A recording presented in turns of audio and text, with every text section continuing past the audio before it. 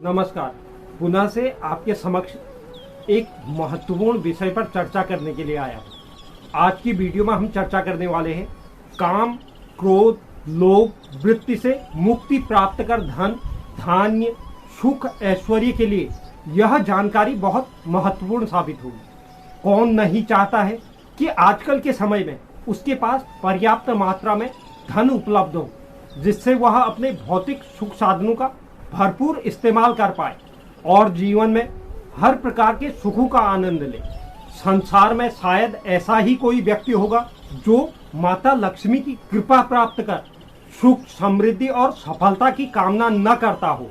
चाहे राजा हो, रंक हो, छोटा हो या बड़ा हो, सब यही चाहते हैं कि उसके घर में माता लक्ष्मी का वास सदा के लिए हो।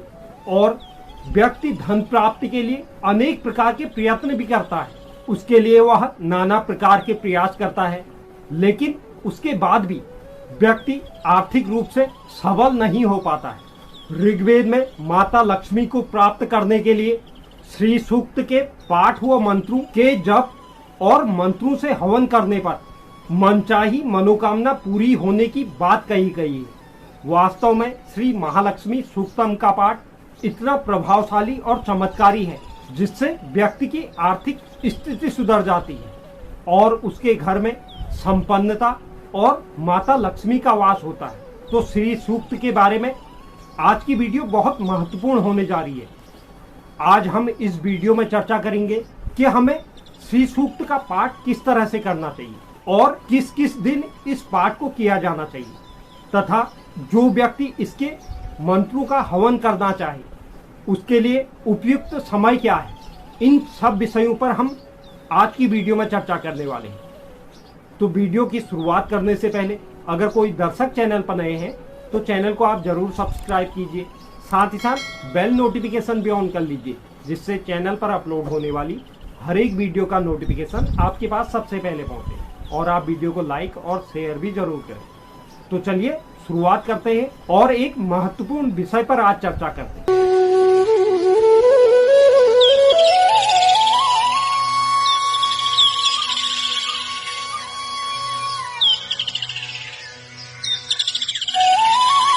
श्री सूक्त माता लक्ष्मी को अति प्रिय है। जो नियमित रूप से श्री सूक्त का पाठ करता है, माता लक्ष्मी उससे सदैव प्रसन्न रहती हैं और उस व्यक्ति के जीवन से गरीबी को दूर कर धन, संपत्ति और वैभव उस व्यक्ति को प्रदान करती है।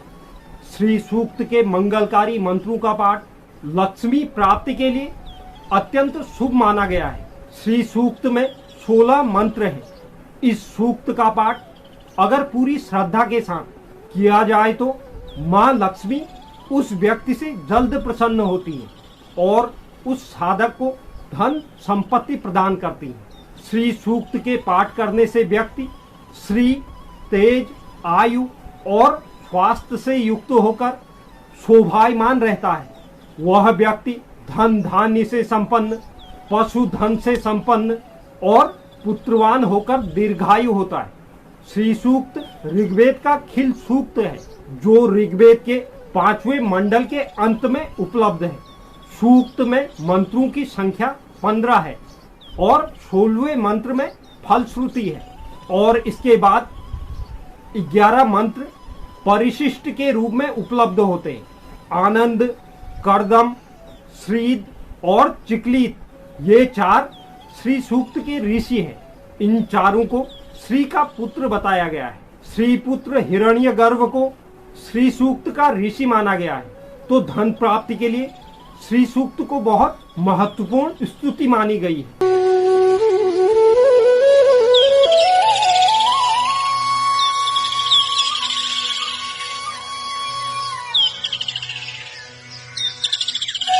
वैसे तो श्री सूक्त का पाठ नित्य करना चाहिए।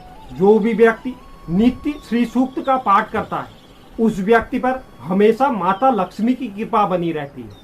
श्री सूक्त के पाठ से व्यक्ति के घर से अलक्ष्मी कोसों दूर रहती है। जो व्यक्ति नित्य इस पाठ को न कर पाए तो उस व्यक्ति को शुक्रवार के दिन इस पाठ को जरूर करना चाहिए। अगर आप रोज करें या शुक्रवार के दिन करें तो आपको इस पाठ को करने से पूर्व स्नान आदि से निवृत्त होने के बाद स्वच्छ साफ वस्त्र पहनकर रेशमी लाल कपड़े पर माता लक्ष्मी की कमल पर बैठी हुई मूर्ति या तस्वीर को स्थापित करना चाहिए। आप माता लक्ष्मी के सामने घी का दीपक जला लें। इसके बाद देवी लक्ष्मी को लाल फूल, हो सके तो कमल के फूल, अगर कमल के फूल उपलब्ध नहीं है तो आपको लाल फूल माता लक्ष्मी को अर्पित करने हैं। और जिस स्थान पर आपने आसन लगाया है वह आसन भी लाल रंग का होना चाहिए। आप पूर्वाभिमुख या उत्तराभिमुख होकर बैठ सकते हैं। इसके बाद आपको इस सूक्त के पाठ के लिए पूजा सामग्री जिसमें चंदन, अबीर, गुलाल और चावल की भी जरूरत पड़ेगी। पूजा के समय आप माता लक्ष्मी में यह भी अर्पित करें। इसके बाद आप श्री सूक्त का पाठ आरंभ कर सकते हैं, लेकिन आपको श्री सूक्त के पाठ से पूर्व इस बात का भी स्मरण करना है, आप जिस निमित्त इसे कर रहे हैं उसके लिए आपको संकल्प लेना भी आवश्यक है। संकल्प में आपको दाएं हाथ में जल, लाल पुष्प और थोड़े से अक्षत लेने हैं। अक्षत यानी चावल के दाने। इसके पश्चात आप संकल्प लीजिए। संकल्प में आपको, अगर आपको संस्कृत में संकल्प आता है तो आप संस्कृत में पढ़िए, अन्यथा आप हिंदी में भी संकल्प ले सकते हैं। संकल्प में आपको अपना नाम, राशि का उच्चारण, तिथि, वार, नक्षत्र यह उच्चारण करने के बाद आपको बोलना है, मेरे पूरे कुटुंब सहित समग्र परिवार का कल्याण हो तथा हमारे घर से अलक्ष्मी का विनाश हो और लक्ष्मी की प्राप्ति के लिए, महालक्ष्मी की प्रसन्नता के लिए यथाशक्ति मैं पाठ करने का संकल्प कर रहा हूँ। यथाशक्ति इसलिए क्योंकि हो सकता है किसी कारणवश आप इसे लंबे समय तक न कर पाए। तो अगर आपने संकल्प में 41, 51, 108 इस तरह का संकल्प ले लिया तो आपको वह पूरा करना पड़ेगा। तो इसलिए आप संकल्प में यथाशक्ति शब्द का उच्चारण करें, काउंटिंग की जगह आप यथाशक्ति बोलें। इसके पश्चात आप श्री सूक्त का पाठ शुरू कर सकते हैं। संकल्प आपको खाली पहले दिन लेना है। वहीं अगर आप श्री महालक्ष्मी सूक्त के मंत्रों का हवन करवाना चाहें तो इसके लिए सबसे उपयुक्त समय दीपावली का समय रहता है। तो आप दीपावली के समय के दौरान श्री महालक्ष्मी सूक्त मंत्रों का हवन करवा सकते हैं। जो भी व्यक्ति श्री महालक्ष्मी सूक्त के मंत्रों का दीपावली में महालक्ष्मी के दिन हवन करता है उस व्यक्ति को 7 जन्मों तक महालक्ष्मी की कृपा प्राप्त होती है। तो आप चाहे श्री सूक्त का पाठ नित्य करें या शुक्रवार के दिन करें या दीपावली में महालक्ष्मी के दिन इस सूक्त के मंत्रों का हवन करवाएं। आपको जो भी उचित लगे आप इन तीनों में से वह कार्य कर सकते हैं।